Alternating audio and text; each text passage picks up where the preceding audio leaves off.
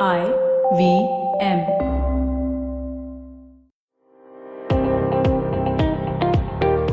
Welcome to All Things Policy, a daily podcast by the Takshashila Institution.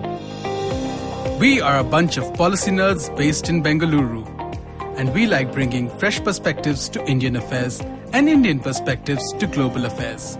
So grab a cup of coffee, sit back, and join us for today's chat. Hello and welcome to All Things Policy.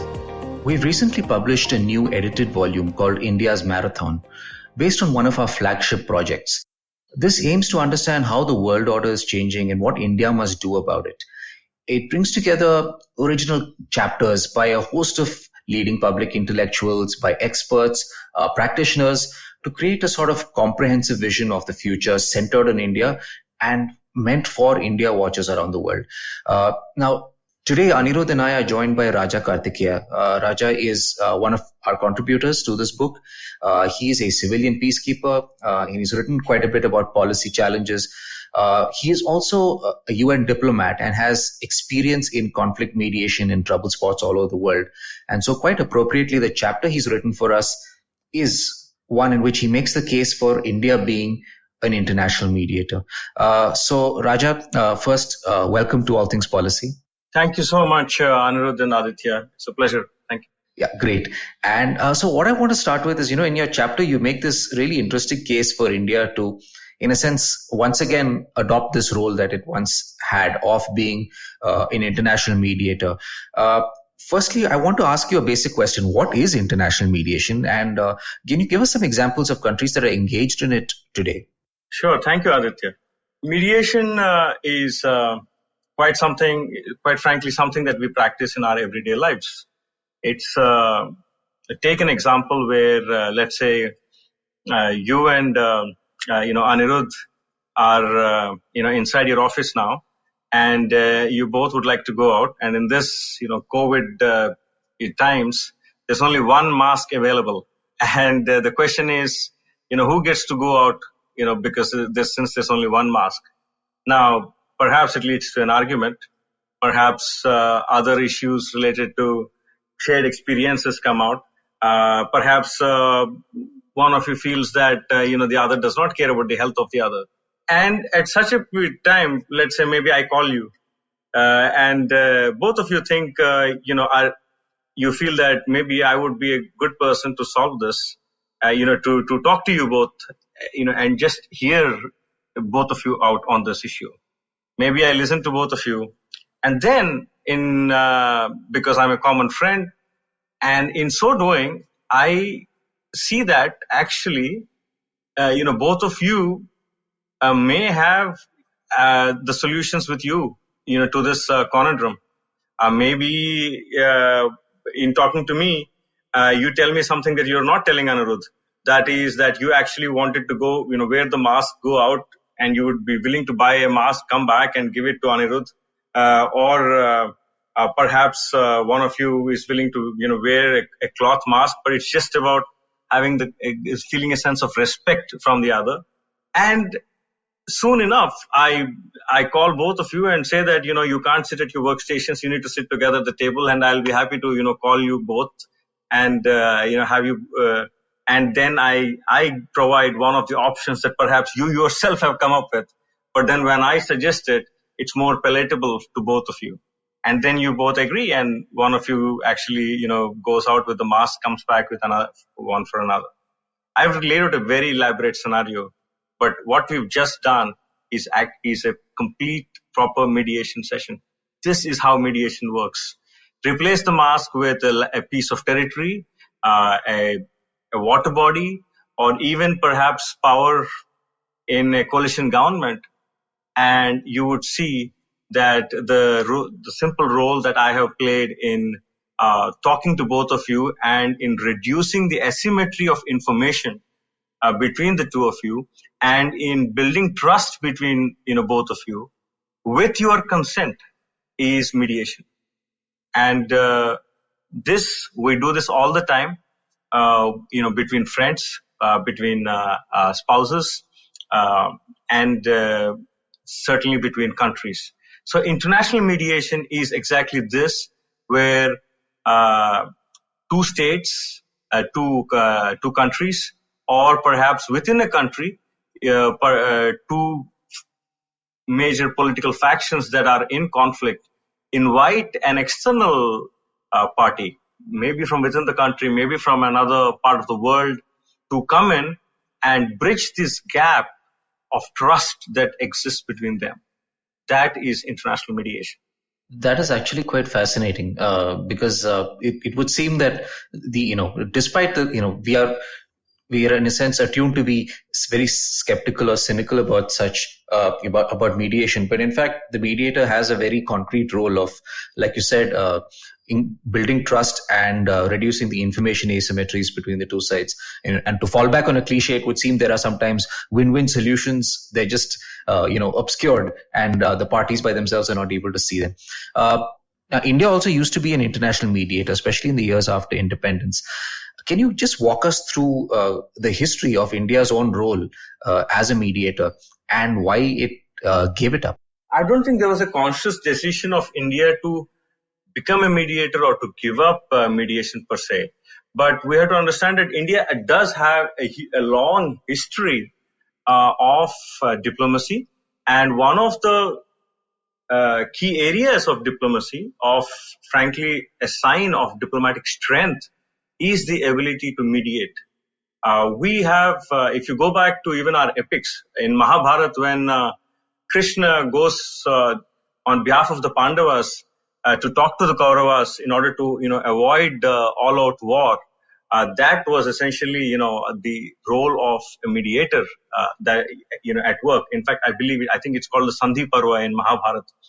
We have several examples down our history. For instance, during the Chola dynasty, is known to have played a role in mediating disputes between the Srivijaya kingdom, which is basically in modern-day Malaysia, and the Song dynasty in China. We have examples of where the East India Company, even after the East India Company came in, they mediated disputes between multiple kingdoms inside India.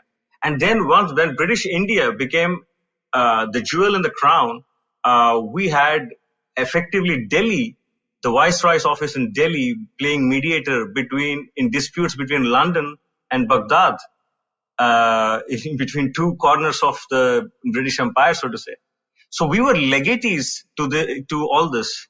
So after independence, there were several things. In 1948, barely a year after independence, we had Indian mediators participating in the UN-appointed commission on Palestine, and who came up, in fact, with the report that led to the passage of the two-state solution resolution, General Assembly Resolution 181, on formation of two states, an Arab and a Jewish state, in the erstwhile Mandate of Palestine. So India had a role in that. And then in 1950s, when early 1950s, starting from 1950 onwards, in fact, when we were on the Security Council, and we had Sir B.N. Rao, for example, who was then our ambassador, and he played a key role at the point when, the presidency of the Security Council, rotates actually between the members of the Security Council. India was an elected member of the Security Council. And the Indian permanent representative played a very key role in ensuring that the conflict that was then breaking out in the Koreas did not become a nuclear war. There was every possible, there was a real threat that this could lead to another major conflict between superpowers. And so soon after World War II, this was when trust levels were very low and the Cold War had just begun. The role played by India at that time was applauded on all sides. I think even after that, when in 1961, when we had the Congo crisis, broke out, and India was one of the first countries to send, troops to what was, the erstwhile, Belgian Congo.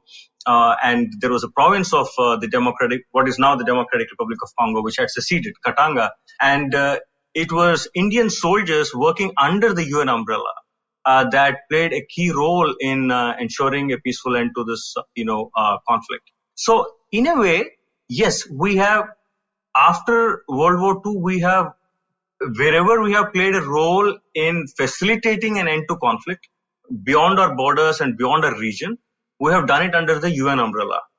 This is there. There have been a few cases largely in our region, from Maldives to Nepal to Sri Lanka, where India has played a role behind the scenes of mostly in mediating an end to political disputes between different factions. But India has become more and more, I would say, hesitant to exercise. I would say India has become hesitant to punch above its weight beyond its borders, beyond its region, and certainly to undertake any form of mediation on its own. I do not know why. I can only think that this is because of a few myths that came about as we became more and more entrenched with policies of non-alignment, and as we became more and more wary of any kind of external interference in our own internal issues, we began to feel that any efforts at mediation in conflicts elsewhere would infringe upon the sovereignty of other states. I think this is probably one of the possible explanations that I have for this.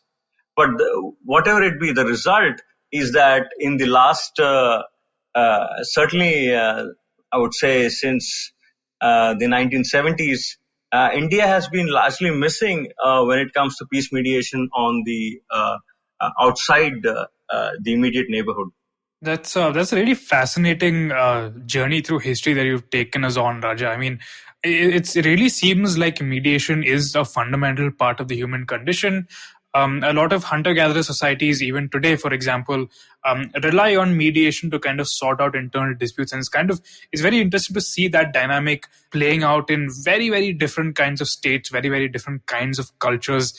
And as you said, the fact that it appears in the Mahabharata probably shows that there was some kind of social support or some kind of idea of like having an experienced diplomat try to sort out disputes between two branches of a family. What I'd like to kind of bring this conversation round to is the question of why India has really stopped, right? It seems that there is a degree of self-doubt, not just among the Indian public, but also among Indian diplomats as to whether India should necessarily be a mediator. And I'd like to draw out that final thread that you mentioned, specifically the fact that concerns about our own domestic political situation might have been a reason why mediation stopped. But is it really the case that a country must be absolutely domestically secure and absolutely peaceful at home before it engages in mediation? Very good question, and I must say that I do not believe so. I would say that there are, in fact, in this chapter in India's Marathon, I have listed a set of, I would say, common myths that are associated in the Indian strategic community with why we should not do mediation. And I have tried to provide answers to why these are actually myths. These beliefs actually are perhaps, these dogmas are actually myths, and why there are enough exceptions to these, rules that we made for ourselves. There are enough exceptions in the world out there to show that we can do mediation with the resources that we have, with the diplomatic footprint that we have today, and without burning bridges with anyone, anywhere. So, to give you, world history is full of examples of how it's part of almost going up the curve of, you could say, diplomatic assertion and of becoming a country that is confident, actually, I would say, is the ability and the willingness to mediate. And sometimes it really opens up, it's not just about ambition, it actually opens up our very ability to imagine. I give you one example. In 1898, United States had its first overseas military operation for the Spanish-American War. And this was a very turbulent time, in fact, in U.S. history. There was U.S. interests across the world were expanding. But the U.S. was still not all the U.S. did come into Philippines in 1898. They were still not an Asian actor, but they became an Asian actor, you could say, in 1905, when after the Russia-Japanese War, the U.S. actually mediated between Russia and Japan in securing, a settlement to the war. And till today, if you visit Washington, D.C., you see streets lined with cherry trees that were gifted by the Emperor of Japan as a sign of thanks to the United States for having brought about a settlement to this war with Russia. That is fascinating. I had no idea that. In fact, that's why Washington D.C. has this annual cherry blossom festival in April that Americans, foreign tourists everywhere come there. But this cherry blossom festival is actually a legacy of one of the most successful mediation efforts in American history from 1905, actually. So this similarly, I would say, even when you talk about a country that is completely at peace, that has no other conflicts going on, whether is this needed in order to be able to mediate? I take the case of Qatar, and in 2019 when there was the challenges going on between Qatar and the GCC, at the same time Qatar was also hosting talks between the US and the Taliban, and there have been cases where take the case in Mali, for example, some years ago when there was a coup, and there were various factions inside the country, and yet Burkina Faso, a country with limited resources which was nearby, they've played a major role in the restoration of democracy and in the subsequent African Union led efforts to restore a stable government in Mali. So this is definitely a myth that do we have to have very secure borders before we do mediation? The world history certainly does not suggest that. Another myth that a country needs to be a major military power, building coercive power in order to be able to mediate. It's almost as if you need to have a very long baton before you are able to bring people together to the table, to the negotiating table, and mediate. But this is not what again history tells us. Take similarly, I've had mentioned cases in such as the negotiation of the release of Djiboutian prisoners of war in Eritrea by Qatar, or there have been a number of cases where we have had, for instance, Ethiopia hosting a number of peace negotiations between between countries in the region.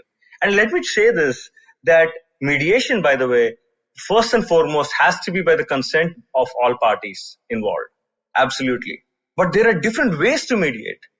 You can mediate sometimes between parties. You can also sometimes simply provide that table, that venue for talks to take place. So this is why we have, for instance, the Treaty of Versailles, right, that we are all familiar with, where Versailles is, or the Treaty of Sevres. These are the locations where post-war treaties were formed. Now, we don't have cases of Delhi Accords. We don't have cases of, the Mumbai Treaty or, the Chennai peace agreement. I mean, the Chennai Concord. The Chennai, Concord. It doesn't mean that it cannot be.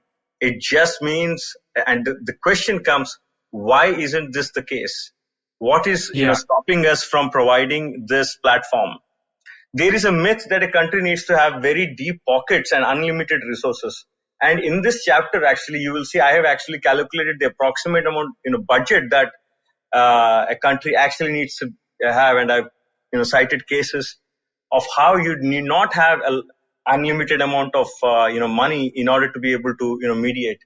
A shoestring, a very simple fixed budget, and a very small dedicated team of even 12 to 15 foreign service officers can be adequate with enough autonomy can be a game changer in your ability to mediate in multiple theaters at the same time.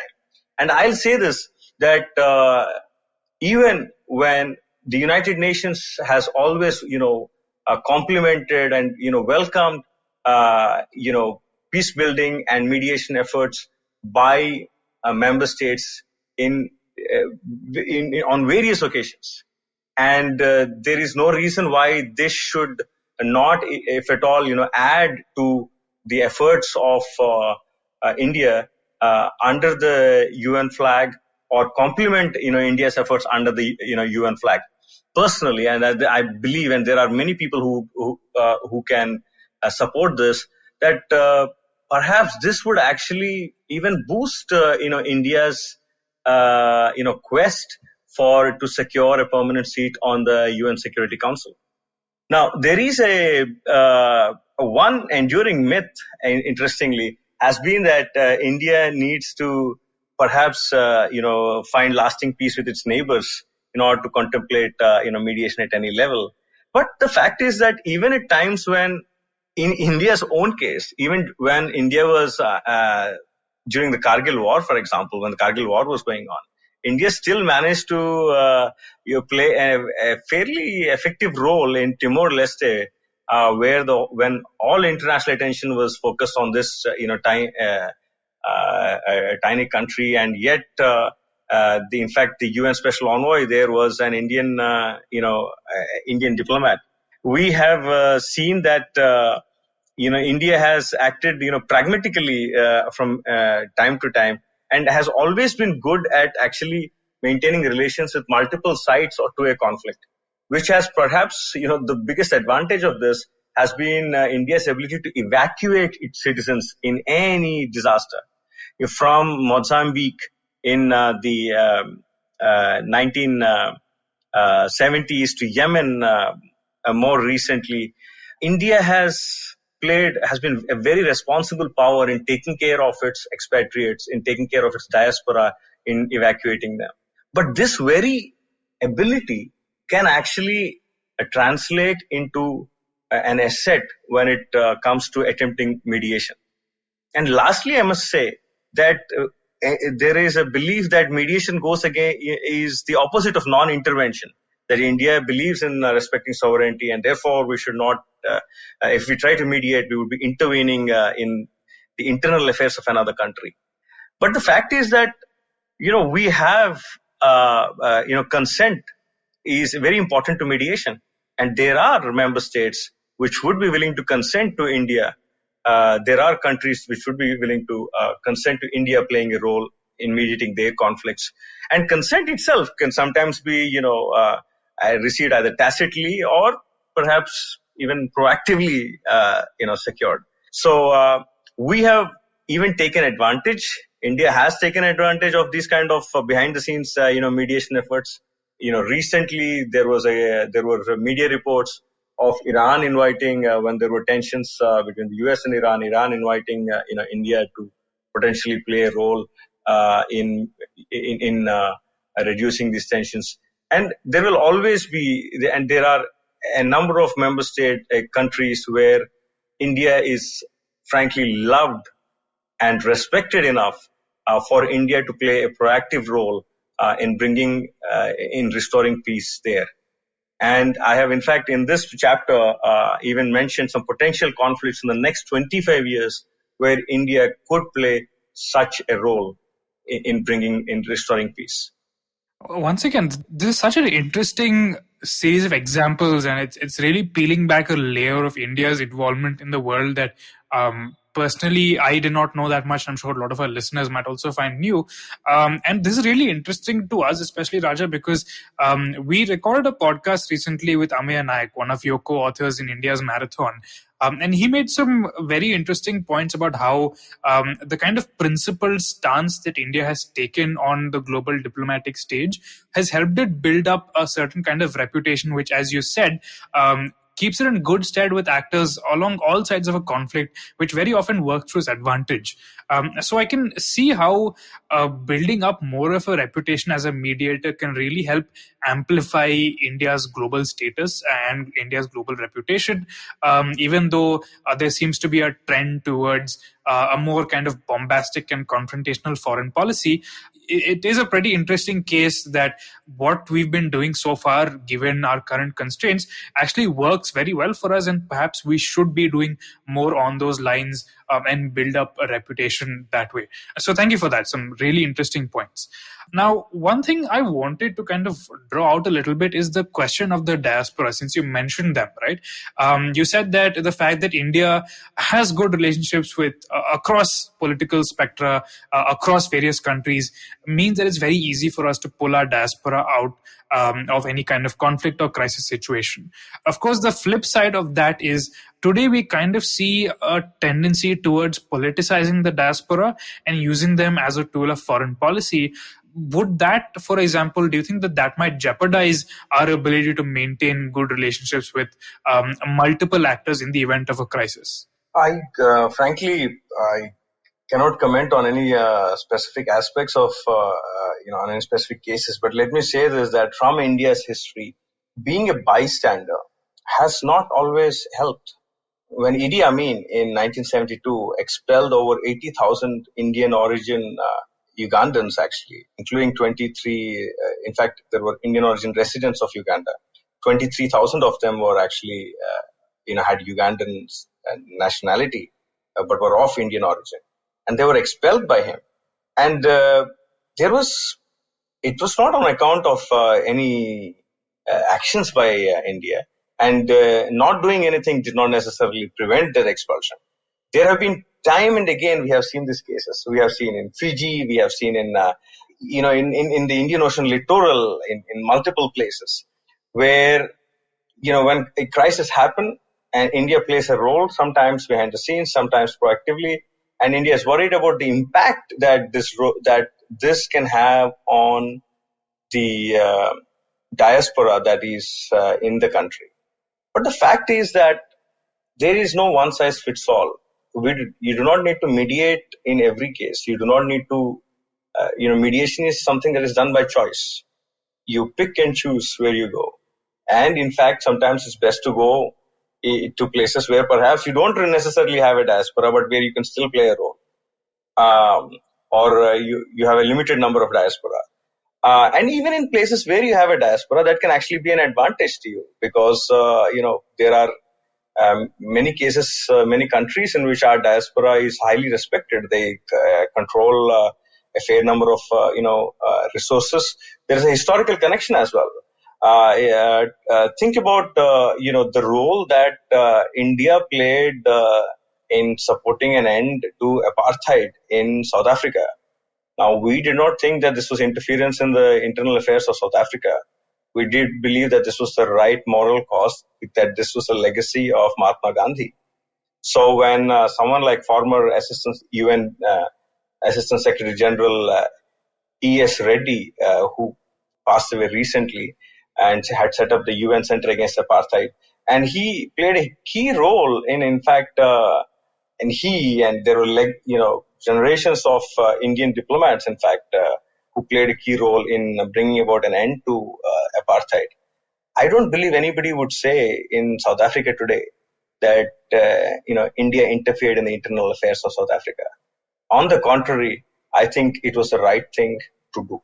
So it's on a case-by-case basis. Now, were the interests of Indian diaspora at risk in the course of India's support to Mandela and his colleagues in apartheid era South Africa?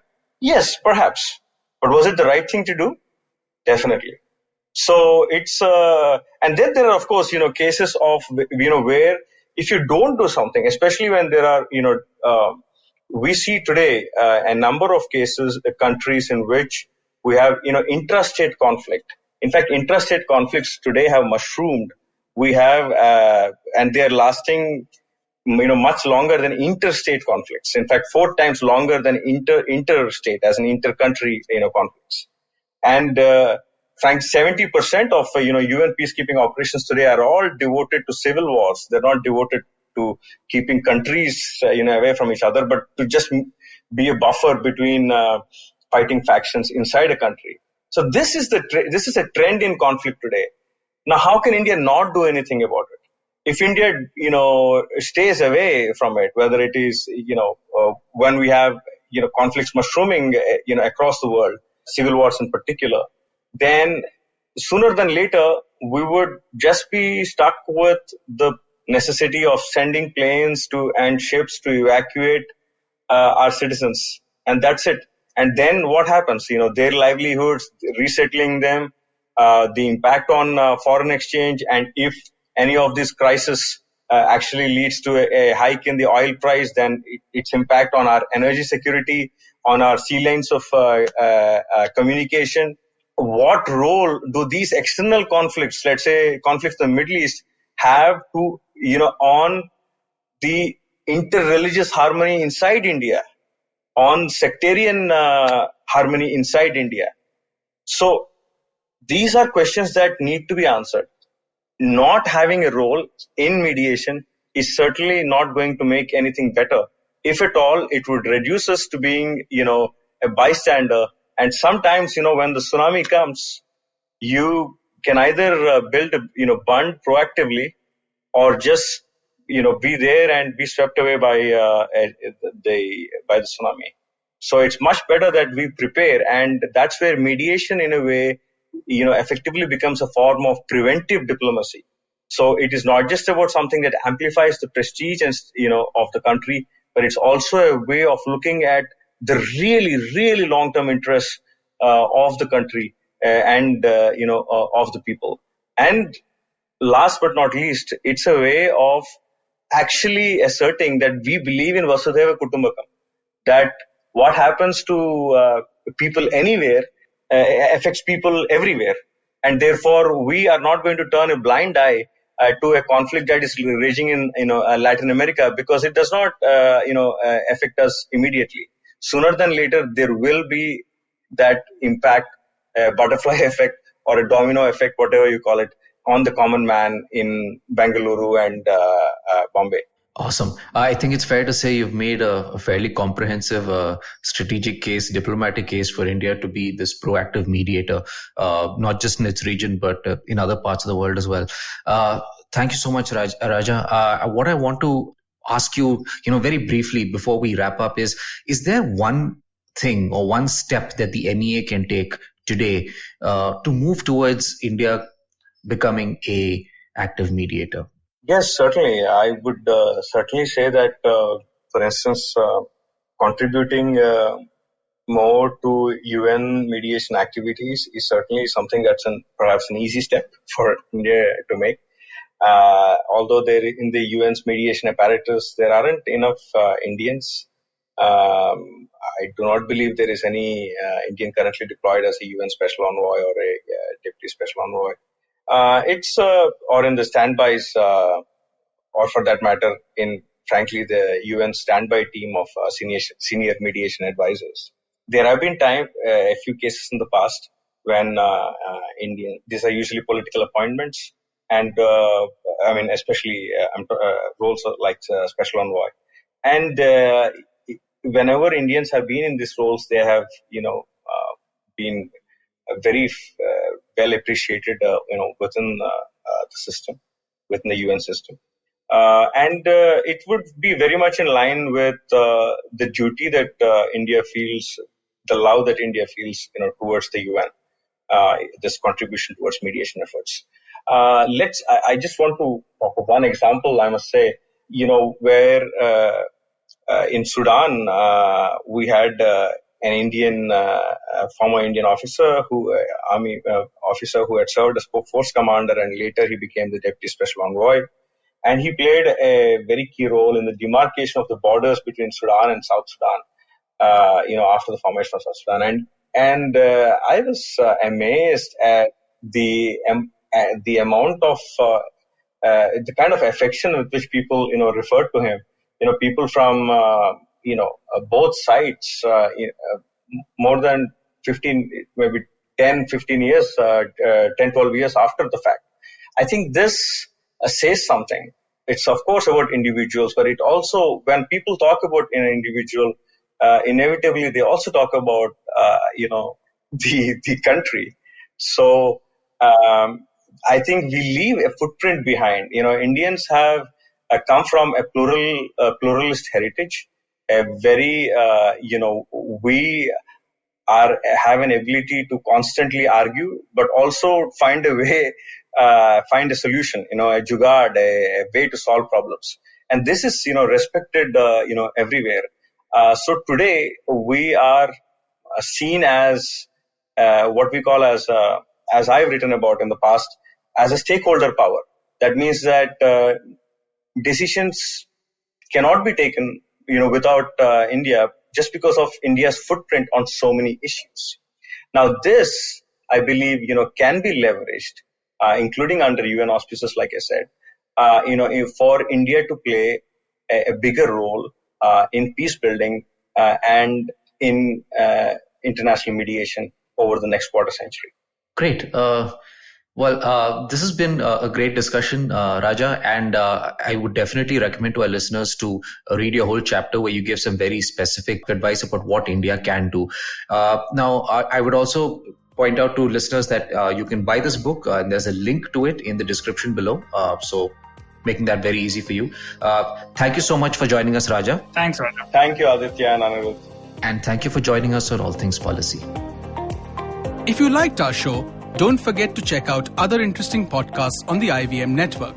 You can tune into them on the IVM Podcast app, ivmpodcast.com, or wherever you listen to your podcasts. You can also follow IVM on social media. The handle is @IVM Podcasts on Twitter, Facebook, and Instagram.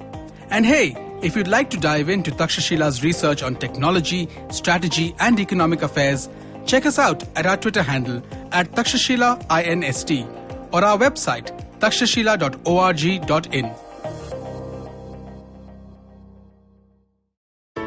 I hope you enjoyed that show. If you aren't following us on social media, please do. We're IVM Podcasts on Twitter, Facebook, and Instagram. Want to wish you all a happy Diwali. Hope you had a great festive season. It's been a great week in terms of the kinds of guests we've had and the kind of conversations we've had on the network this week. Do definitely check some of these things out.